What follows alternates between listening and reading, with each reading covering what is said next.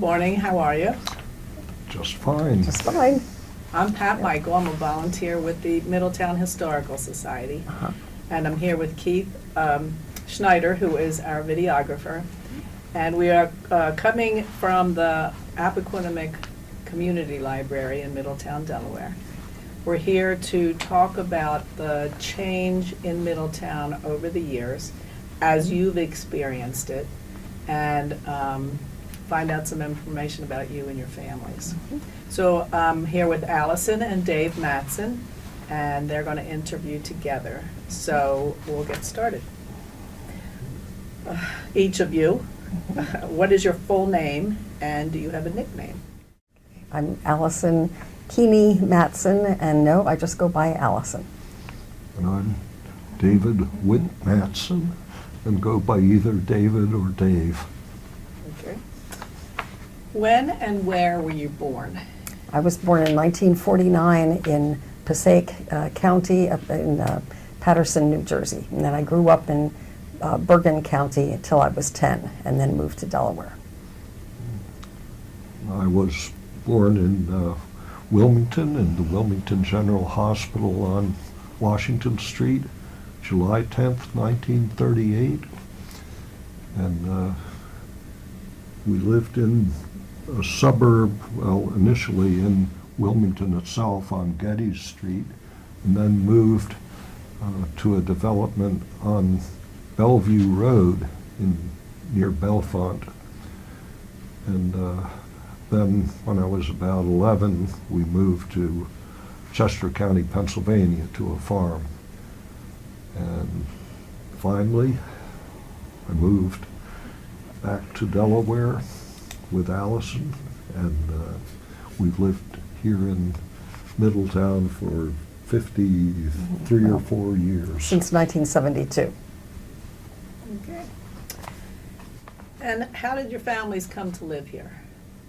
Why did you come to Delaware? Our parents went to the same church in Newark, Delaware, the Unitarian Church, in the Unitarian Fellowship in Newark, Delaware, and so we got to know each other through church activities up in Newark.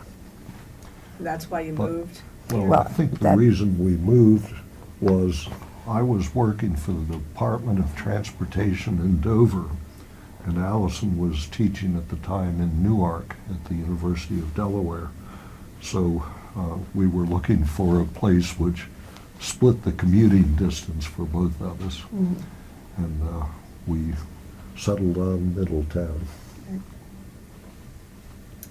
Were there other family members that came to the area, or was it just you, your immediate family? Just our immediate family. No one else lives Right. around? Okay. Well, and now our three daughters all live in Newcastle County, and one of our daughters lives on East Cochran Street in Middletown. What was your house, your original house here? What was it like? Like, how many rooms? Did you have electricity? Did you have running water? When we moved here in 1972, we lived at 309 North Broad Street, which was Bertha Allen's old house, and it's now a strip shopping mall. A developer bought up all of the houses on the 300 block of North Broad Street. It's now where Pat's Pizza is, and a Chinese takeout place is. But yeah. The house, we really loved the house and spent hours and hours fixing it up, rewiring. We added a bathroom downstairs. There were nice features, like a little entryway which had red and blue glass etched windows. I don't even remember. front, I mean, and- it was great for keeping out the cold. It was unheated, but it's like when you go into stores now where they might have a door closing behind you and then a door opening in front of you to keep the cold air out. Had nice plaster work in the ceiling on in the front living room, in the parlor. We did add a downstairs bathroom, and but it was darling. We had 3 bedrooms upstairs, and basically 3 rooms downstairs, the parlor and then the dining room and the kitchen.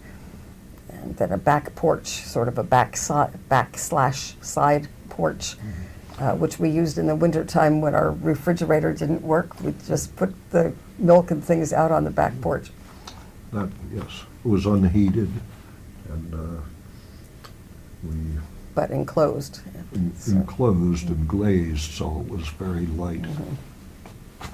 And the houses still exist. We'll talk about that a little later, I guess. Yeah. It was moved, so it still exists. What is your earliest childhood memory, each of you? Good or bad? Positive or negative? I remember I was born when my family lived on Geddes Street in Wilmington, and we lived there for the first, first 5 years of my life. But I can remember standing at the front window of the house looking for my father, waiting for my father to come home. And I think that's the first memory I have of the house and the earliest memory I have. I was one of 3 girls, and we all shared the same bedroom, which was lovely. I mean, maybe now it's not even allowed in to have that many kids in one bedroom, but it was lots of fun. I was in the top bunk, and I'd have all my stuffed animals there next to me, and hardly any place for me to sleep because I'd want them all to have a piece of the pillow. And anyway, my sisters and I would about every month or so, we'd have our 3 little sisters meeting, where we would discuss about, what we were going to get mommy for Christmas or something. Our father had died when I was 1 year old.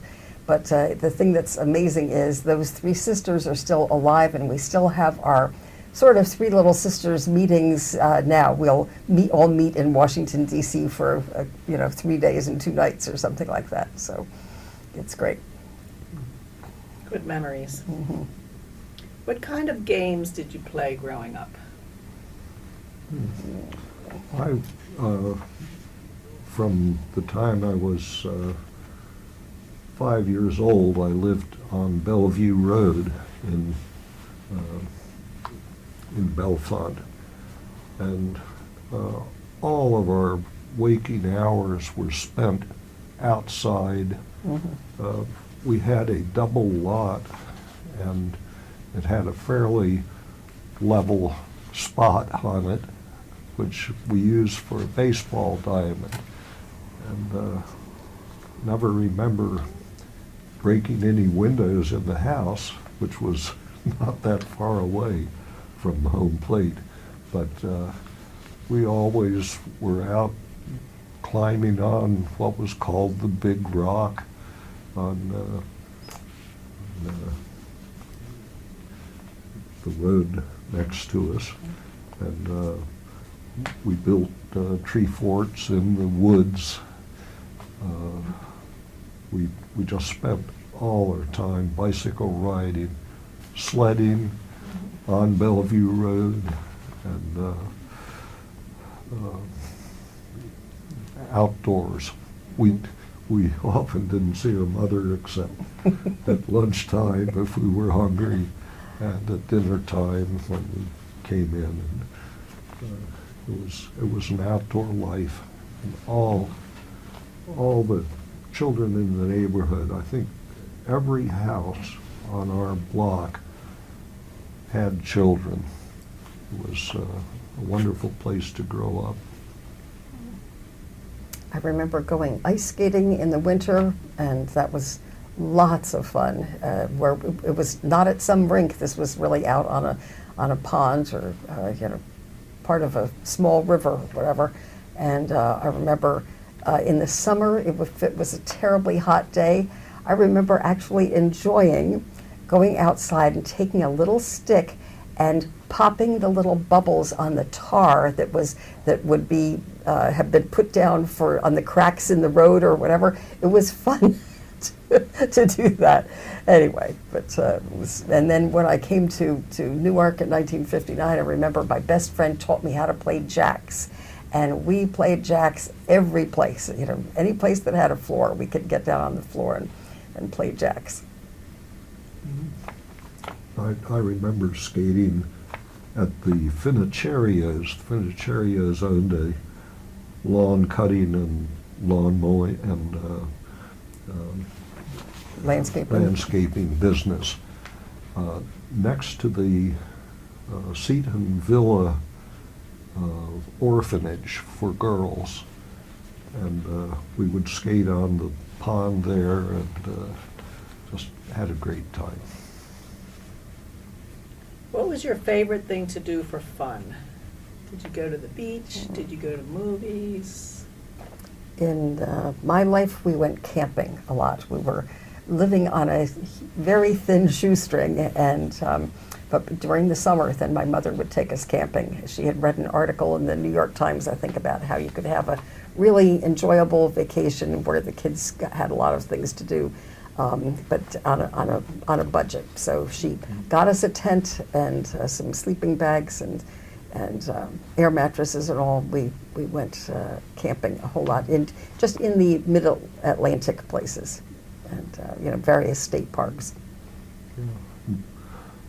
We always looked forward. I had two brothers, a younger brother and an older brother, and we always looked forward to going to Missouri and Wisconsin in the summertime, where we would spend about 1 month between our two grandparents who lived in St. Joseph, Missouri, and Oregon, Wisconsin. And I think those times on the farm in Wisconsin and living in town in St. Joseph were really my favorite memories. What was school like for you as a child? What were your best and worst subjects? And where did you go to school? Well, when I was from kindergarten through 4th grade, then I was in New Jersey, in a little town called East Patterson, New Jersey, which is now called Elmwood Park. And I remember walking to school, coming home for lunch, then walking back to school. It was a very nice, safe neighborhood. I loved the reading. I was bored, silly with math. I remember my 2nd grade teacher taking forever to teach us stuff like, 2 apples plus 4 apples. And she would do pictures of each of the apples up on the board. And I remember thinking, oh God, please, I'm so bored by this. But I did love, actually, well, especially English, and then I went on to teach foreign languages because I loved foreign languages so much in high school. And then I also went to Europe, so that kind of solidified my love of foreign languages. And I began school in the Mount Pleasant School District in Wilmington, or north of Wilmington. And at that time, there was only one Mount Pleasant school on Duncan Road, which contained all grades of the district. And shortly after that, there were three other elementary schools built, and relieved the pressure on the school building. But I don't remember having any really favorite subject. I put up with all of them. And I went to Mount Pleasant School through 7th grade, and then my family moved to Chester County, Pennsylvania, between Kemblesville and New London, near Newark. And when I was there, I went to junior high school in at Newark. Newark High School, because our township didn't have a school, so they had to pay tuition to whatever school we went to. Most of my friends went to either Avon Grove School or No, doesn't Oxford matter. High School. And So he's talking about the we- Newark High School that was on Academy Street in Newark. The building is still there, but it's Oh. owned by the University of Delaware Yeah, now. so in 8th grade, I started at Newark School on Academy Street. I was there 3 years and then went 2 years to Phillips Exeter Academy in Exeter, New Hampshire. So, Is that a college? no, it's a Prep school. prep school, Okay. a boarding Oh, prep okay. school. And You're the first person who's mentioned that. You know, sort of like St. Andrews is now. Yeah. Do you remember any fads from your youth? Popular hairstyles, clothes? I remember my eldest sister, okay, she's 5.5 years older, and I remember her doing all the kind of rock and roll type things, and, you know, teasing her hair and learning all the dances, and she taught me how to jitterbug. I remember that, and I remember when I came to Newark, then wanting to have my hair in a kind of a flip style. It wasn't a page boy, kind of the opposite of a page boy. It was flipped up. But anyway, she was my go-to person for how to put on makeup or whatever, and you know, how to deal with boys. It was lots of fun having her as a mentor. And for hairstyles, I was always pretty traditional, always parted my hair, but some kids had flat tops, and the Crew notorious cuts. Yeah, crew cuts. and crew cuts, and the notorious haircut style was the DA, duck's ass. And, I had a cousin a boy cousin, who would spend hours in front of the mirror combing his hair up and then around, and it would come as kind of a, I don't know, almost like it looked like a tube or something in the front of his like over his forehead, because it came up and swirled around. But he would spend hours on getting his hair just right. That would have been in the late 50s. What were your favorite songs and music? Oh, I loved rock and roll, and I still do. It's so, you know, so good for getting the blood going and the heartbeat going and all that. It's just lots of fun, and usually kind of upbeat, but but I had a lot of classical music in my background. My father had bought a huge collection of the old records of all the famous, you know, Bach, Beethoven, and Brahms, and Mozart, and all that. So I listened to a lot of that as a child, and that's still my favorite kind of music. But to get up and exercise, I love rock and roll still, and music from the 70s and 80s and those things like that. records of Alison's father were all 78 RPM, very heavy, and a symphony would take 5 records or so. It was a different style. I loved musicals ever since my grandfather gave me a copy of Oklahoma.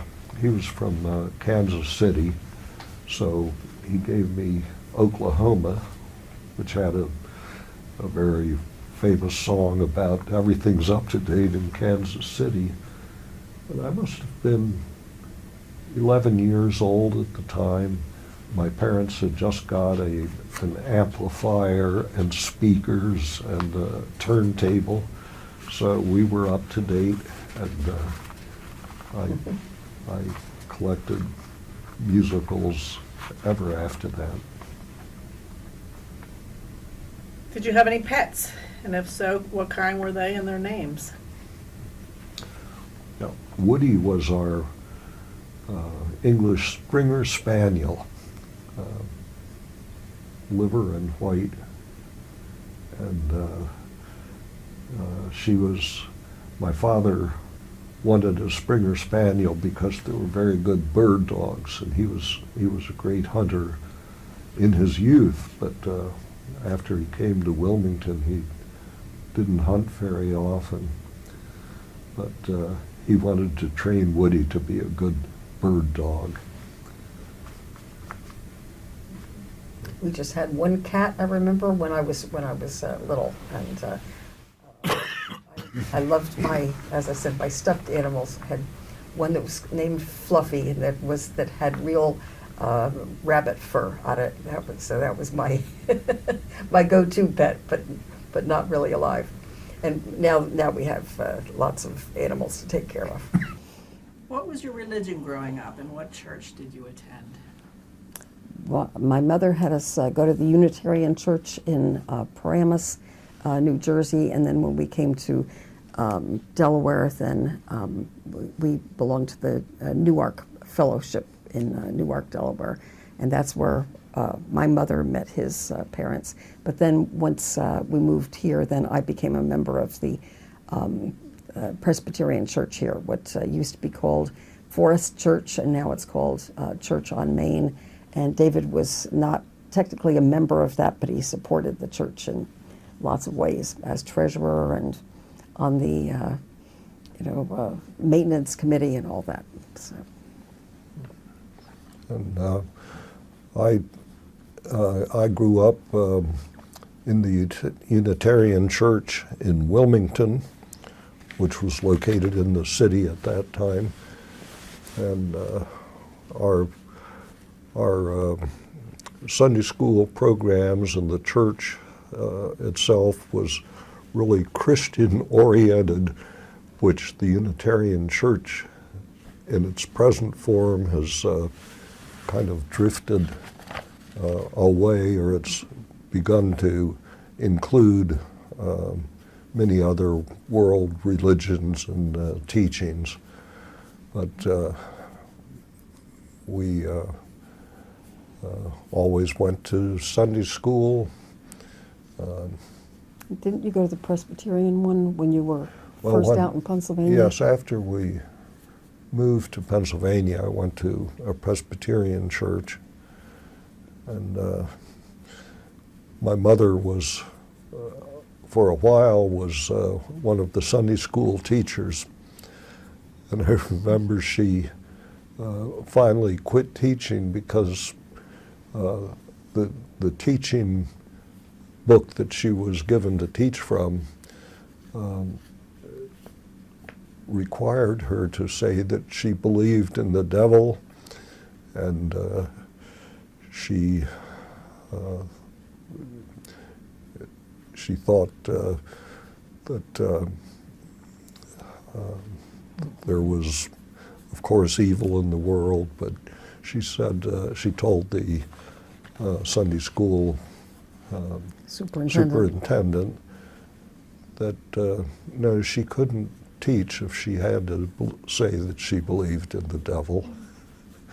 But otherwise, I had a well-founded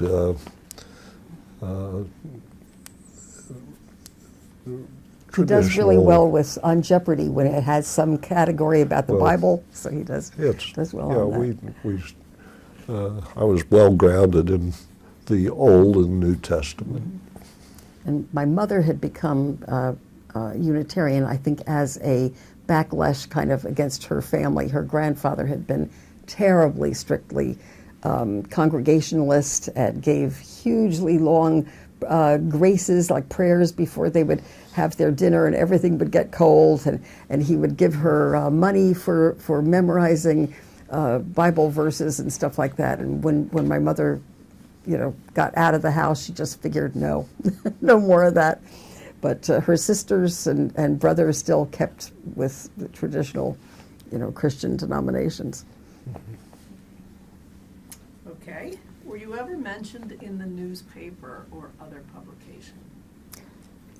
Do you mean in the Middletown one, or? Well, that's where we're headed. Yeah, right. Well, yeah.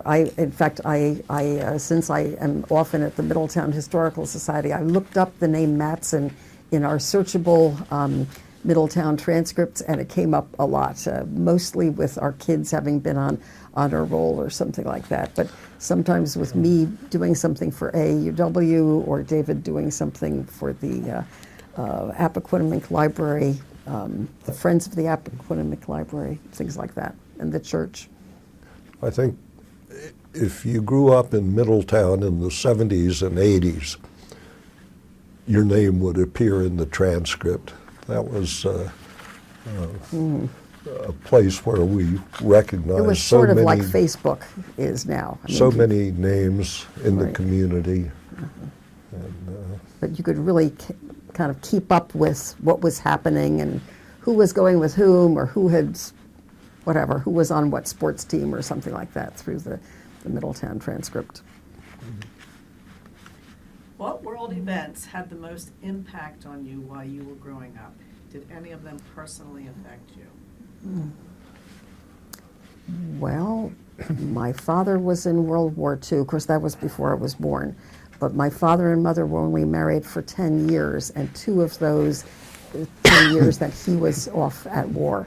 So that, I mean, that sort of affected me. But I remember when I was in probably 5th grade, maybe 6th grade, in Newark at the on Academy Street at the elementary school there, we had to go down into the basement and have all these drills when Kennedy had the confrontation with Cuba. It was the Bay of Pigs, is that it?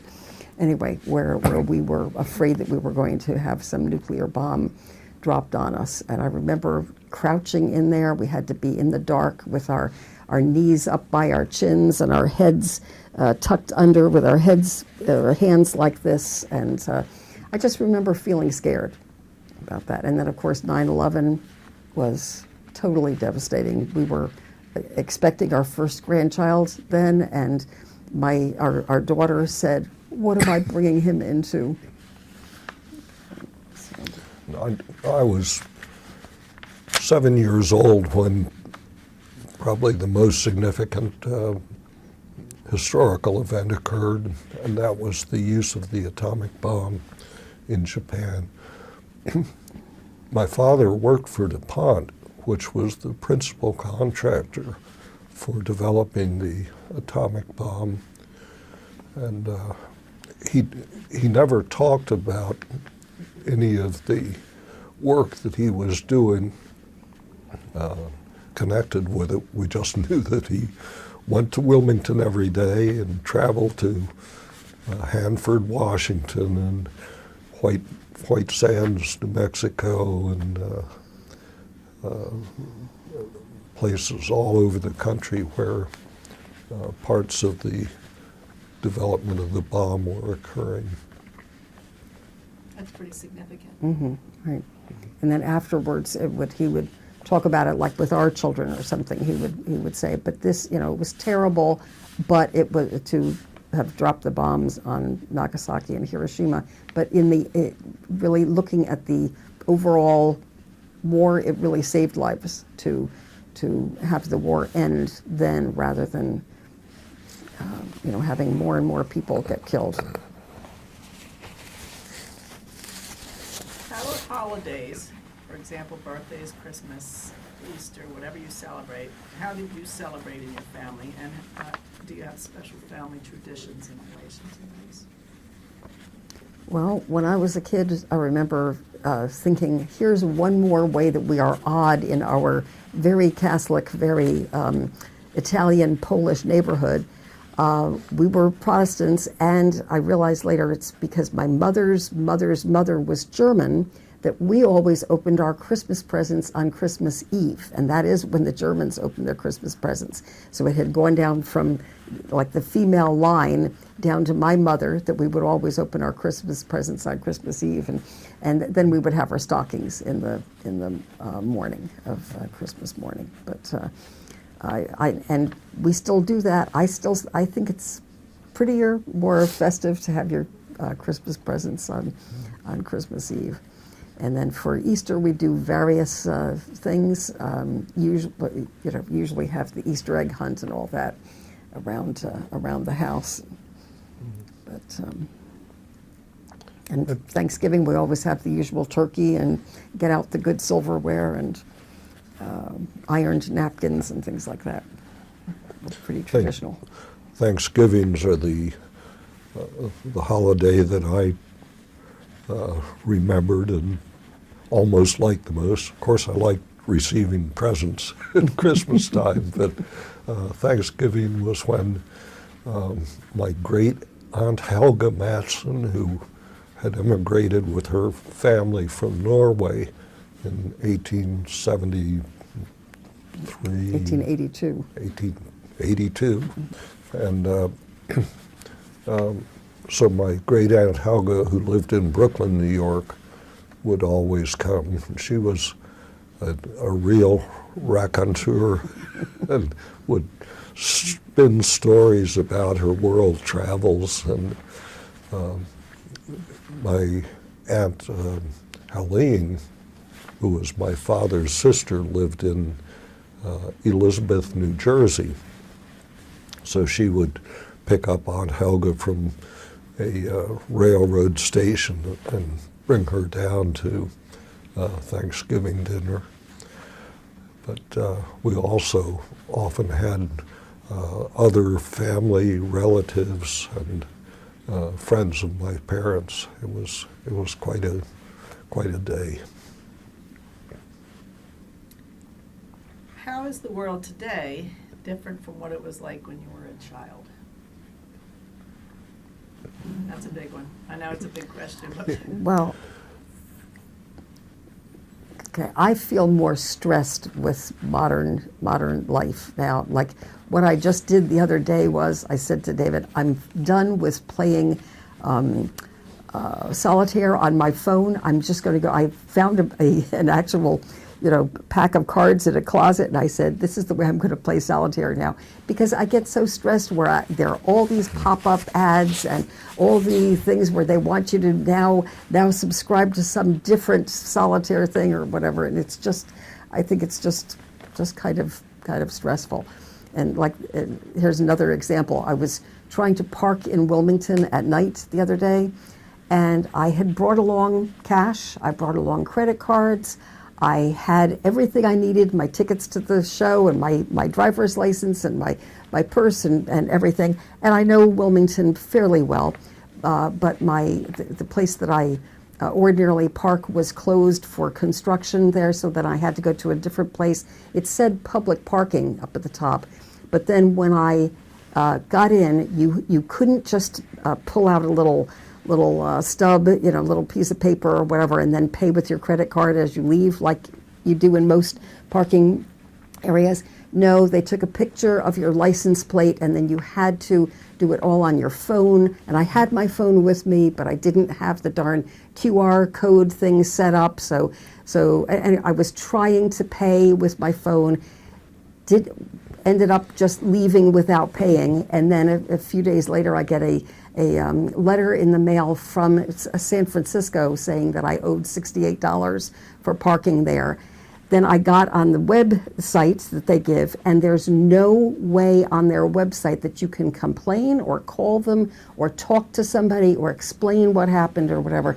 So I find modern life in lots of ways more stressful. On the other hand, 2 of our daughters are in England right now as we speak, and it's thrilling to be able to get pictures from them right away as it happens. So it's certainly a double-edged sword. Yeah, I think the main thing that's changed with me is when I was growing up, all the communications you had were face-to-face. Well, or on the between phone. your teacher and you, or your friends and you. Yeah. And we did have newspapers, of course, but we didn't have television until 1953 or 54, when I was, I'd already been entered a boarding school, so I didn't even have television growing up. But that communication now has become so online Zoom meetings. You don't have the individual contact that we used to have. And the skin to skin kind of, and face to face. What do you know about your family surname, your last names, so your maiden name? Okay, my last name is Keeney, and I've heard that that is Scottish, and sure enough, the Keeneys came over from either Scotland or Ireland. You know how there were a bunch of people from Scotland who had moved to Ireland at one point, and then they ended up in a place in Connecticut, a little tiny town in Connecticut called Scotland. And David and I went and found this little tiny town. It's no bigger than Townsend. And there they have a historic marker saying that I think this was the only town in all of Connecticut where all of the men signed up to be in the American Army. Like nobody had decided, well, I guess I'll go and live in Great Britain now. Mm-hmm. So they were all patriots. And my family name, Matsen, came from Norway. My grandfather was born in Kongsberg, Norway. His father's name, who brought his family to the United States, was Hans Jürgen Matsen. But before that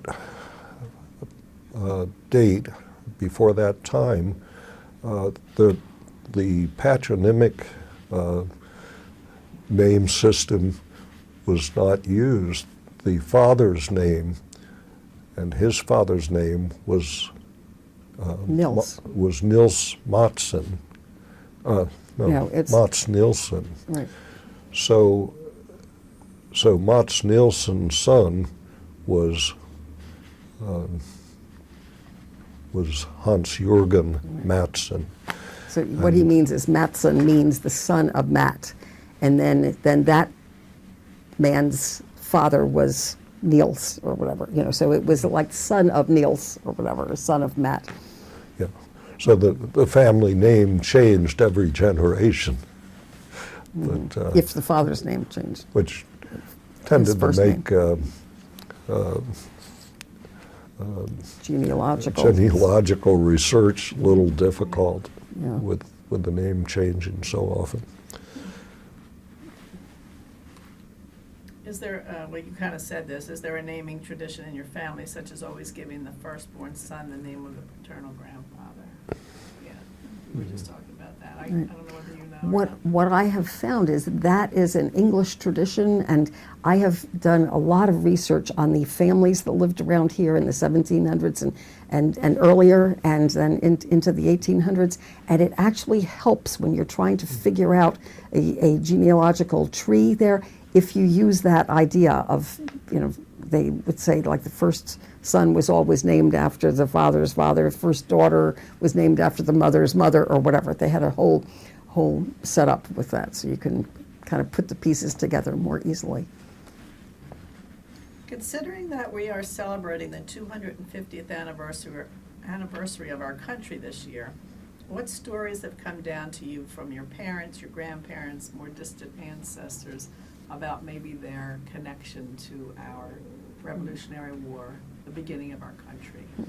Kind of alluded to it with your Scottish. Right, yeah. I know that some of the Keeneys, and then I'm also a Candy, they had also fought in the Revolution. So a lot of my ancestors came to New England early, like in the late 1600s, early 1700s, and then were part of that great migration west where they ended up in, say, northern Pennsylvania or in upstate New York.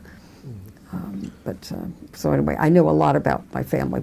And one thing that's marvelous is our middle daughter has taken up the torch kind of, and she's done a lot of research on my family and his family, so we know even more now. And through Ancestry.com, which is great to have. One of the nice things about modern life is Ancestry.com.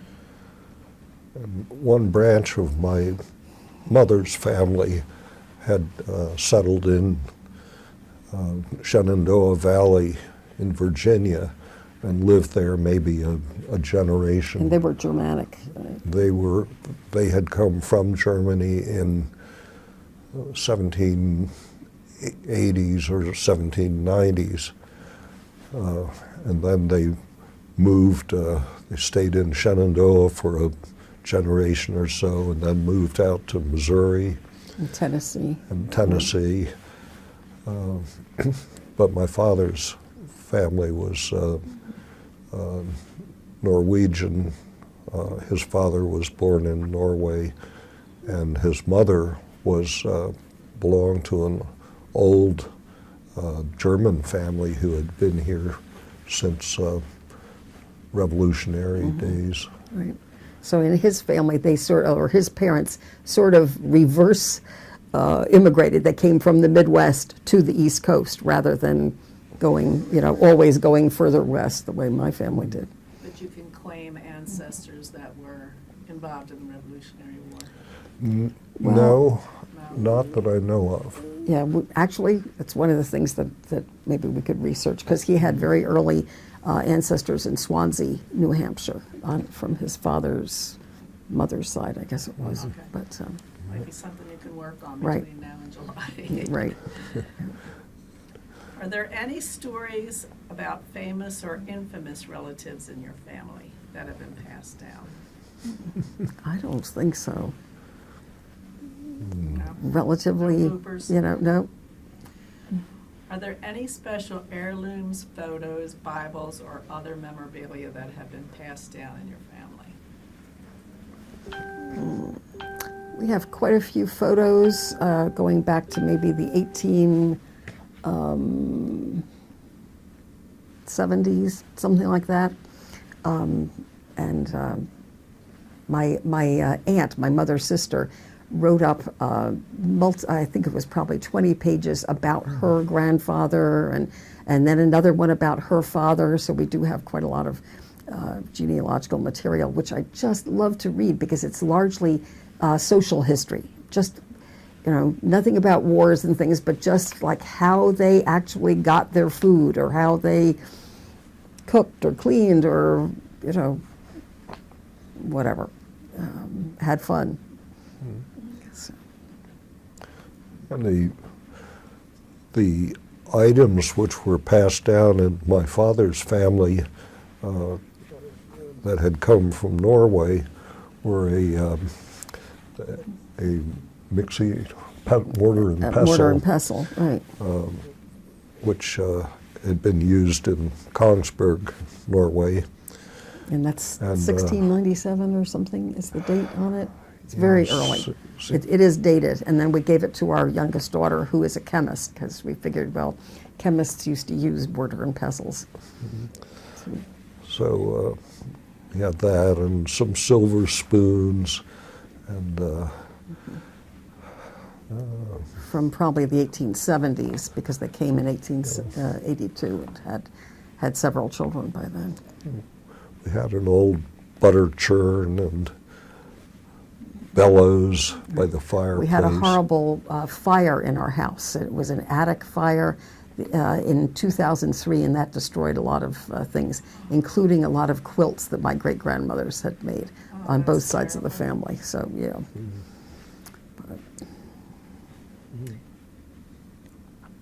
What was the full name, I was going to ask of your spouse, but you're here.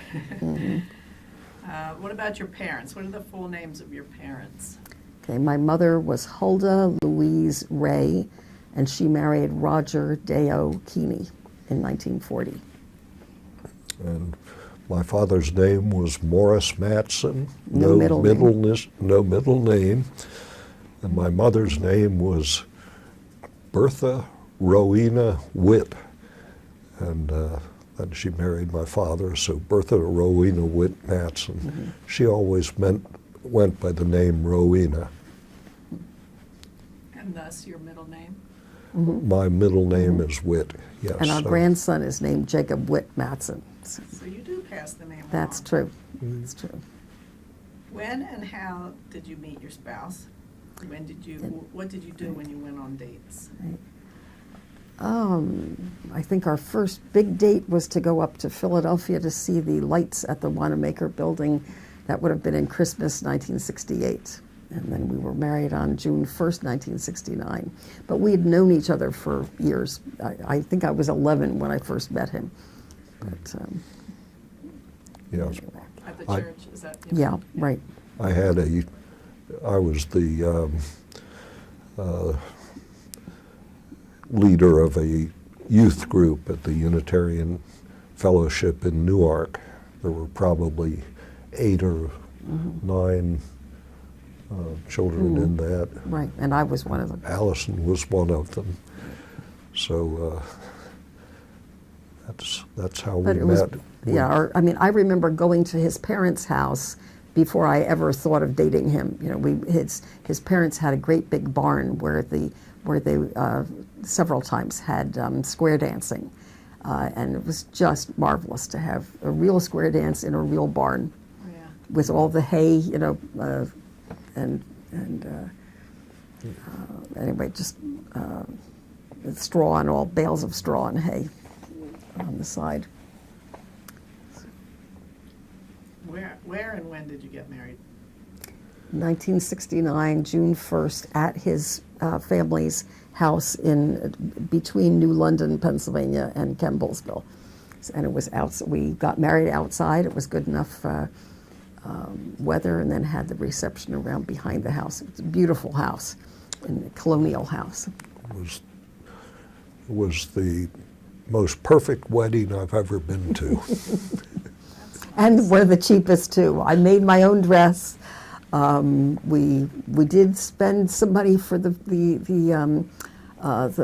cake and some flower. You know, my bouquet, my sister's bouquet, because she was my matron of honor, I guess you'd call it, because she was married by then. But anyway, it was just basically a homegrown wedding kind of.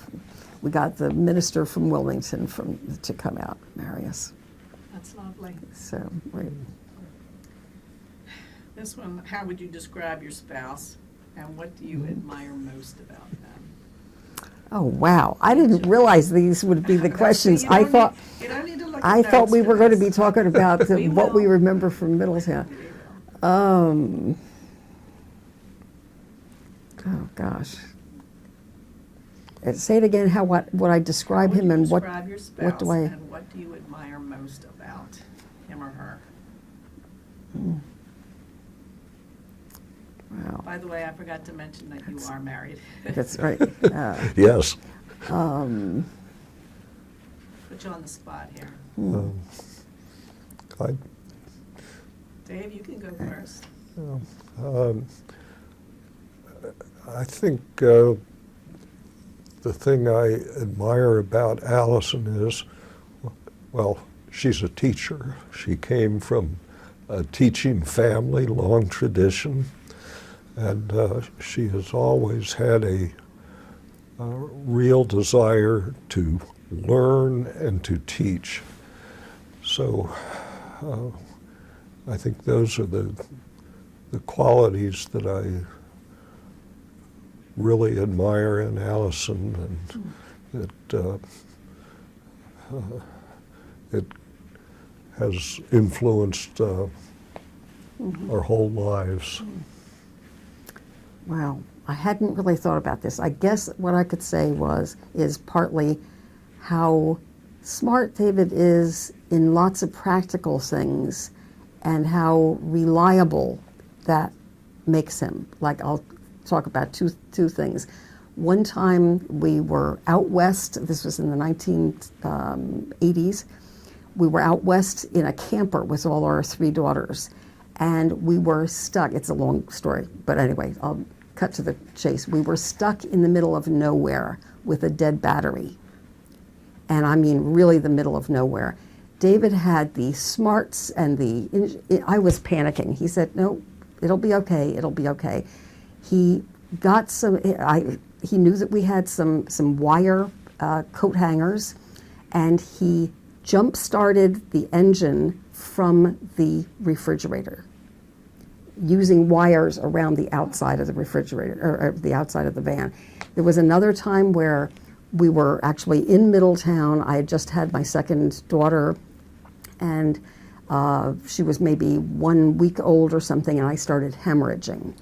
And this was in 1973 when there was a horrible time with the lack of gas, I guess, for the trucks or whatever. The trucks were going on strike. The trucks would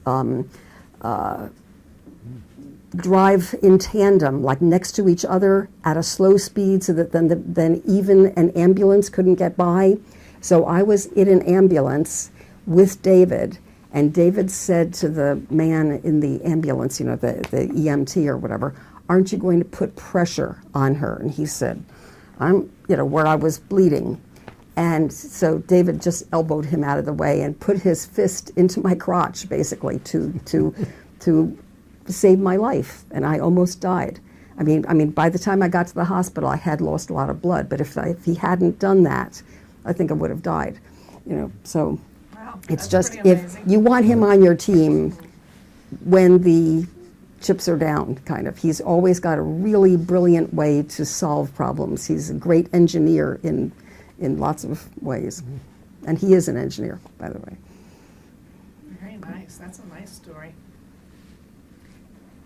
What did your family enjoy doing together? Your family enjoy doing together? We played lots of cards, I remember. We'd play chess. We camped, as I mentioned before. We sang. Some of my favorite memories are my mother played the piano, and we had an old piano that we just kind of made our own fun. She would play the piano and say, "Come on, girls, let's all sing." And we'd sing around it sounds very Victorian kind of, but sing around the old piano. And we could say, "Can you now play, something else," or whatever. She had a bunch of different songbooks. So we would sing some hymns, but largely actually Scottish songs, and lots of songs from her. I think it was called the Glee Club book or whatever, where it was from when she was in a chorus herself. And so we just sang lots of songs, and it was marvelous. We made our own fun. I remember we played a lot of board games with the girls, with the children, yeah. Things outside too. and we have a lot of snow on the ground, snow and ice. We did charades. We had a little hill by our house, and we'd take the girls out to go sledding, and either sled or use flying saucers to slide. Right. It was really fun. I always think the hill is bigger when they're that size. Oh, I know. Yes. I know. Yep. What was your profession and how did you choose it? I was a teacher my whole life in various schools. I had the last 17 years right here at Middletown High School.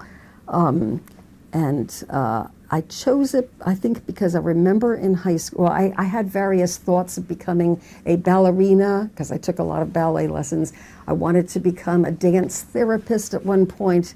I did one of those tests, in school where they're trying to funnel you into some profession, and they told me I should be a dentist. I thought, no thanks, don't want to be a dentist. But I remember in high school, I was probably a sophomore, and looking at my teacher in German class in front of me and thinking, I could do that. Like, I could see myself doing that. I had thought of being a nurse. My mother said, "Oh no, you'll just be emptying bedpans the whole day or something," which was somewhat true back in the old days. But anyway, I'm glad that I chose teaching in foreign languages. I just thought, I could be comfortable in front of some students and, doing that. I was a civil engineer and worked for the Department of Transportation in Dover. I think when I was growing up, it was just kind of expected that I would become an engineer because my father was a mechanical and chemical engineer, and my older brother John had become a chemical engineer and got his doctorate at Columbia University. So I was, and my father's cousins were all engineers, so I think I was just kind of expected to do that. And I choose civil engineering because I was interested in city planning and civic projects. And so Let me ask you this next question individually, based on your work. And keep in mind Middletown for this one. You work for the Department of Transportation. As Middletown has changed, what statement might you make about how transportation has grown or expanded, or what effect it has had on the town of Middletown and the area around us? Well, and I started working for the planning department in the Department of Transportation. And at that time, Middletown was designated as a huge growth area for the state.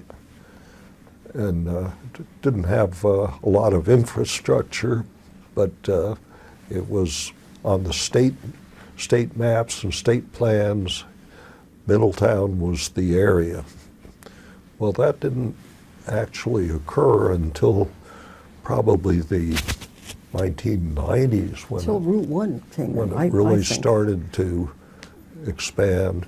Yes, Route 1 was built just 2.5 miles from Middletown. And now 301. And yeah, now 301, and that maybe that hasn't affected the size of Middletown very much, but transportation became a lot easier. Commuting became easier from a distance. A lot of people in Middletown were coming from Philadelphia area and In New commuting back to Philadelphia for jobs. And for me, when I started working for the Department of Transportation, I lived in New London, Pennsylvania, and commuted probably 35 or 40 miles every day. With a driving pool. Well, That you met. we soon formed a driving pool, and that driving pool was kind of interesting. Bob McDowell was one of the members. From he lived at 111 North Broad Street. His wife Ruth worked in the library, which at that time was in the old Academy building, now used by the Middletown Historical Society. And Jack Sparks. then another member of the driving pool was Jack Sparks Jr., whose name was Sparky. And his father, Jack Sparks, was the really kind of founding father of the Middletown Historical Association. Gave a lot of things from his personal collection to establish the original artifacts and belongings of the Historical Society. Also, there was a woman named Carleen Foraker. She was an Her name Unruh. Her maiden name was Unruh, and came from Odessa. So we had this driving pool for probably 20 years. It just continued on for a long time. And Yeah, the 70s, 80s, 90s, actually, it was more like 30 years. yeah. But the railroad, I think, no longer had any passenger service serving Middletown. That had been the big communications path for 100 years. But Why did that stop? Do you know? lack of ridership. And I guess the construction of the DuPont Highway made it easy to commute to Wilmington and northern Delaware. So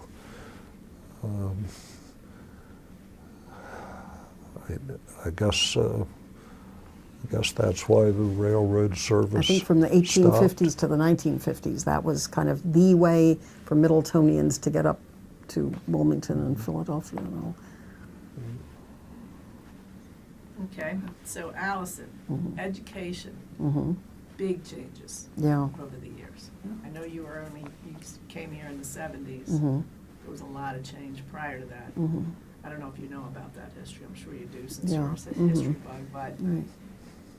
can you talk about how the education system has changed and your own experience working within that system? Like the number of schools has changed, Right. integration occurred, all those kinds of things. Well, looking back on it, I had a marvelous, marvelous education at Newark High School. It was called the Newark Special School District. They actually taxed themselves more so that they could hire better teachers. So I had a very good foundation myself. And then I think when our kids were going through school, they had quite a good foundation too. Not maybe as much memorization as I did, but you know, and I don't mean that memorization is great. Like for instance, when I was being taught about the Civil War or whatever, it was too much, you know, memorization. But then I think there was less when our kids were going through the school district here especially in the 1980s and early 90s. And I started teaching at Middletown in 1987, and we eventually we had about 1,000 kids at the high school then, and really actually it was more like 800 or so. But then in a few years we got to be about 1,000, and I think that's about ideal. You have enough kids there so that you can have several sports teams, several things like drama and chorus and all that. You can offer a couple foreign languages, whatever. But then by the time I was out of the school system in 2004, we had 2,000 kids in the building, and that was too many. You just couldn't really know these kids to even, like we were always told at schools, at teachers' meetings, now be sure to write down the kid's name of somebody who's acting up out in the hall. I usually didn't know them, and I'd look around for some kids that I did know to have them tell me who this was, and they said, I don't know the kid. So I think it got to be too big. Then our grandkids or two of our grandchildren graduated from the Appoquinimink School District here. And I really think that they didn't have as good an education because it got to be too little memorization and too much sort of touchy-feely sort of stuff about what would you have done if you were, you know, whatever, a Revolutionary War soldier or something like that. Just a little bit too much of the touchy-feely kind of stuff instead of, and not nearly as much memorizing. So, like I took our granddaughter who grew up in Middletown to Italy, and I said something about, I'd always kind of wondered when this particular person was in power in Italy, and it was 1861. And I said to her, "Oh, that'll be an easy date to remember for Italy, because something big was happening in the United States in 1861." And she looked at me totally blankly. And she and her brother both graduated from Apo High School, and I thought, come on, there was too much memorizing when I was little, and going through the schools. But now I think there's just too little memorizing, where they don't want to, sort of constrain the kids at all. Just my thought. Okay. What accomplishments were you the most proud, each of you, over your lives? Well, I think probably buying the house that we live in now and fixing it up. Fixing it up required. It had been lived in for 12 years or so before we moved in, and there was a lot of just fallen down plaster ceilings. Yeah, lots of work that had to be done, but we just spent a lot of time decorating and painting and fixing up the house. Well, and we've saved two houses by moving them. The house that we lived on at 309 North Broad is now at 20 East Lake Street. So David was very,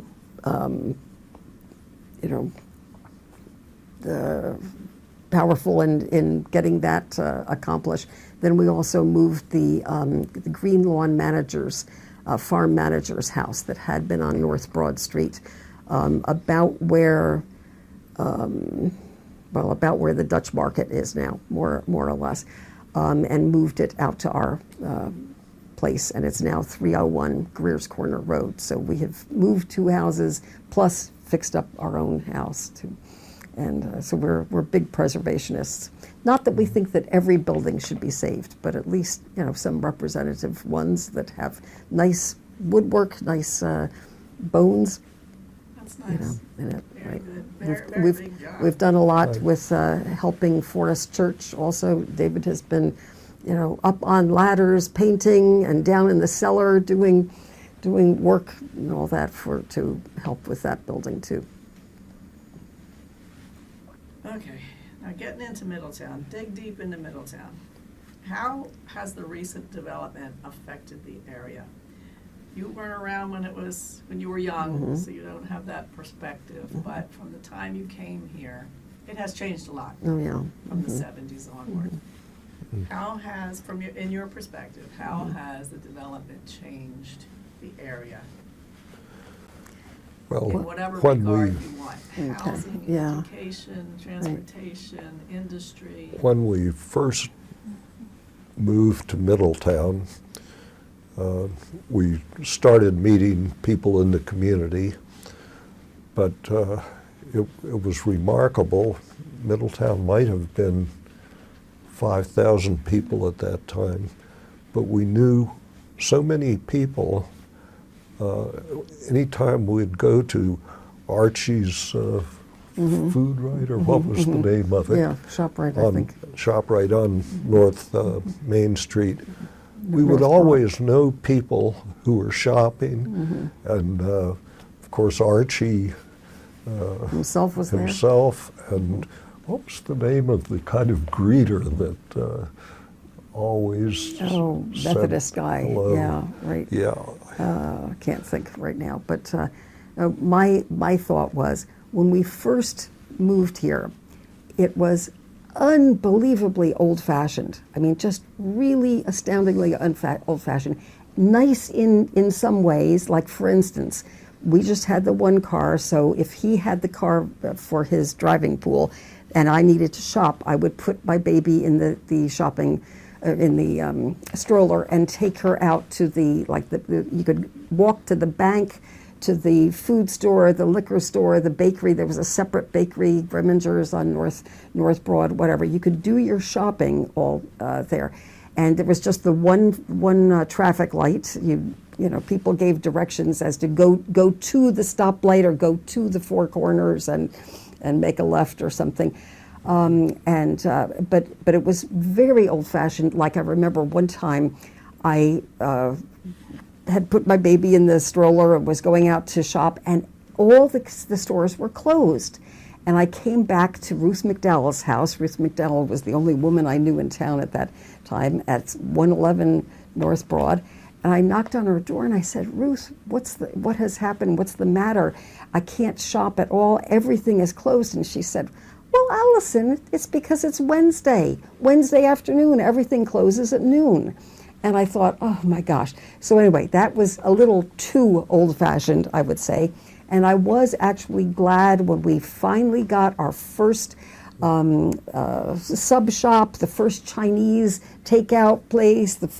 I like that we have a bowling alley. It was, you know, it's fine with me to have some expansion. It was nice to even have our first McDonald's come to Middletown, but now we just have too many places.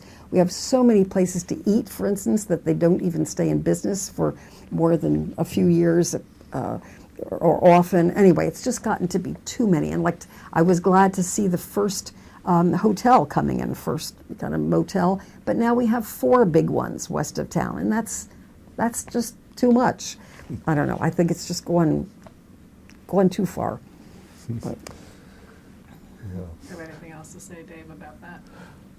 Well, Middletown was a little strange. Of course, the first few years I was familiar with Middletown. It was just driving through on the way to work to Dover or driving home. But one of the peculiar things was in the wintertime, the town would plow the snow to the center of the road, of the street. So it made just like a little wall. A wall running down the median, and you drive on the right side or the left side. But that made sense because you didn't want to, plow people in like their cars. You didn't want to have all the snow being pushed up against the cars. And they didn't continue that practice very long, and no one seems to remember that, but I certainly do from driving through town. I remember in 1973, we were fast asleep, and we had parked our car out in front of the house on North Broad Street, as everybody parked their cars, on right in front of their house. We had no garage or anything. And in the middle of the night, there was a god-awful crash. And in my kind of fog coming out of my sleep, I thought, oh my gosh, the whole china cabinet must have fallen over. But then I got downstairs and I looked out, and it was a truck that had smashed into our car, because back then that was considered 896, Route 896, and all the big trucks could come barreling past our house on North Broad Street. So I don't know if it was that accident or too many other ones, which then made the highway department say, no, we're going to have trucks funneled around Middletown and not go through Middletown anymore. The whole east side of Broad Street allowed parking, so we parked, and we knew it was that sometime we had no garage, might get. we had no driveway. We had to Yep. park there. That's true. Okay. This kind of is similar, but how has the community changed? Not necessarily the streets and the stores, but how people interact with each other. Lots more churches. Yeah, right. I think there are some things that are really good, like for instance the Everett, does a whole lot of community stuff. Even the historical society does. There are a lot more groups now. I remember we were in the big ball things that were fundraisers. So it's nice to see that there are a lot of fundraisers now. Where people still have a sense of community, but. When I go to the Acme or whatever, Walmart or something. I seldom see anybody that I know, and so that's a little discouraging in a way. What do you want people to know the most about yourself, your family, your business? Anything else you want to say about you? Well, I want to Over be the years, okay. You know. I think I can take some credit maybe in helping people who live here to be proud of this area, like through the work with the Historical Society. I want to show them what our history is. And I remember when I taught at Middletown High School, the kids who were obviously from around here would act like, oh, Middletown, like middle of nowhere, oh, what a nothing kind of place. And I'd say, no, guys, this is a fascinating place. We're called Middletown because we're the middle of the portage between the Delaware River and the Chesapeake Bay or whatever, and anyway. So I think we've done quite a lot at the Historical Society to bring people's awareness to what Middletown has been over the years, how it's changed. I think the houses that we have lived in, and 2 of them we have moved, really deserve to continue to be used and exist. I'm glad we saved them. The house which we moved from North Broad Street, from the What's now the shopping center, the big the shopping center. Yeah, that was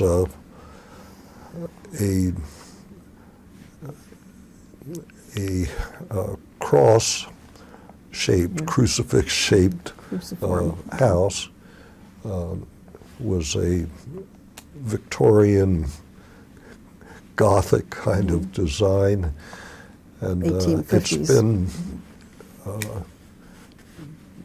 it's been shown and photographed and sketches made in several books on Delaware architecture. And the house we moved to, Lake Street, was really a little gem, and I'm glad that they survive. The house we live in now, we had a terrible fire in 2003, and it was the whole roof and structure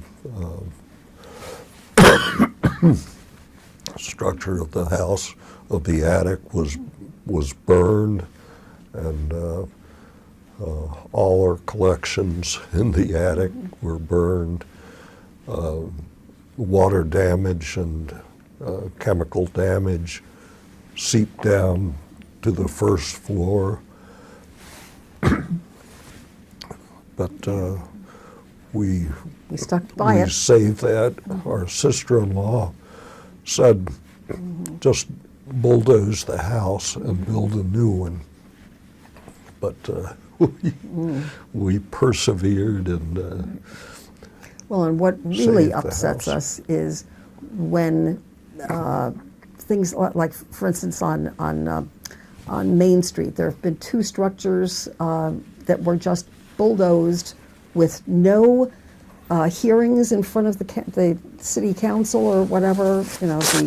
The old Schreppler house that was just west of Forest Church was just taken down with an hour and a half, and it's just to have no kind of hearings, no permits, no nothing. And then of course also the old Victorian store that was at the northeast corner of Broad, Main, to have that taken down, with just willy-nilly. Just, no, I own this place. I can totally do with it what I want. It just seems horrible to have that little guardrails, or that few guardrails to changing a community so much. What do you want people to know the most about Middletown's past? Middletown's what? Past. Oh. That it really is a crossroads, or was built as a crossroads.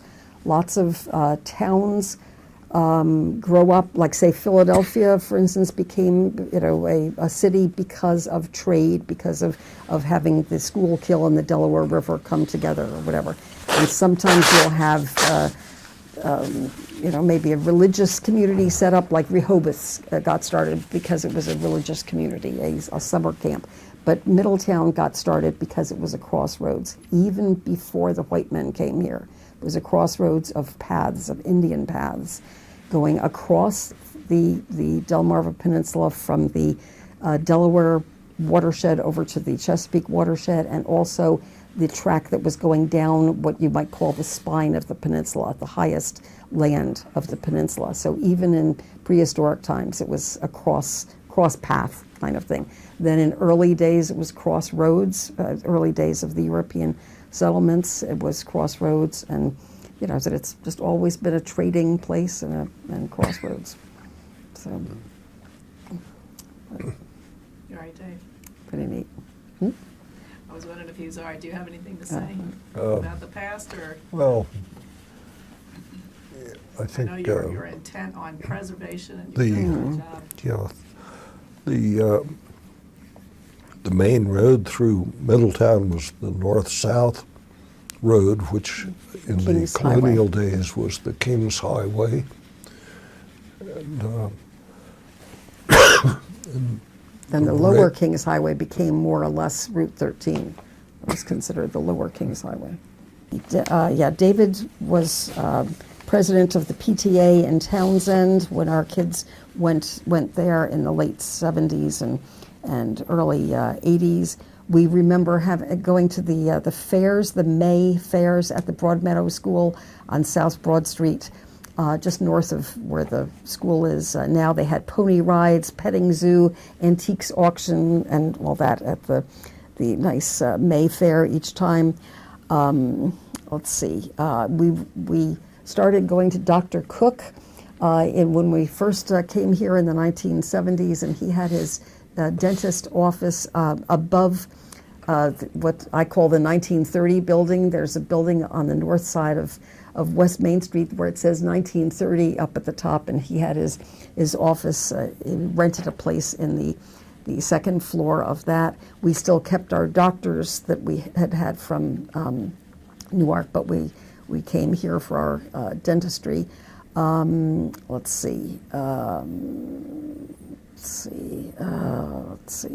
Oh, and David was very involved in the Friends of the Appoquinimink Library.